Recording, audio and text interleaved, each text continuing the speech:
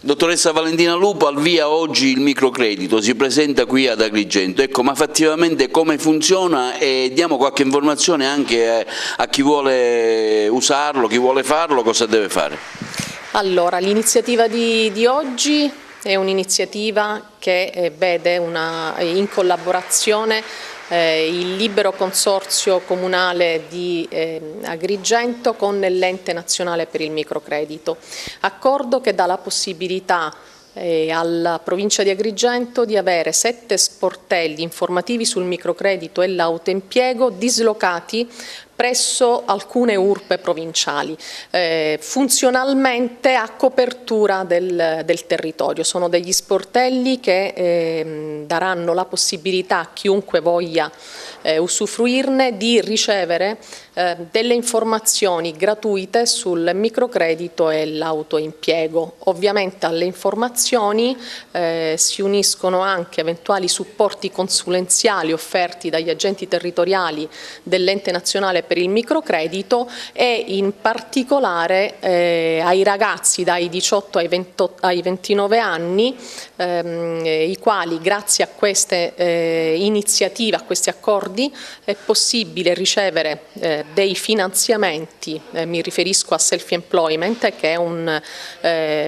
prodotto che il Ministero del Lavoro e delle Politiche Sociali ha voluto approfondire e per questo ha creato una convenzione con l'Ente Nazionale per il Microcredito che prevede il supporto consulenziale ai NEET, cioè ai giovani dai 18 ai 29 anni che non studiano e non sono inseriti in un percorso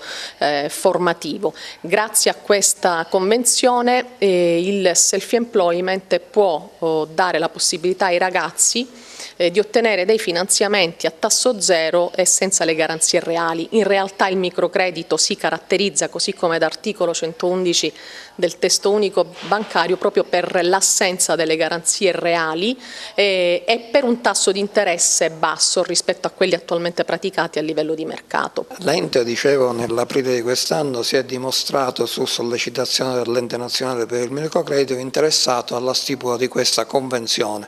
che riguarda l'apertura di sportelli informativi presso le URP di alcuni comuni che ho indicato nell'intervento.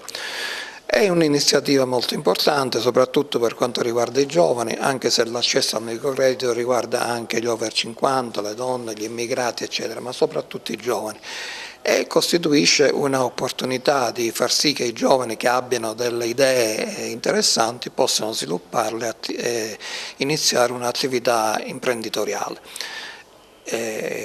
Questo porta anche una possibilità di occupazione, basta dire che nel 2017, 2015-2016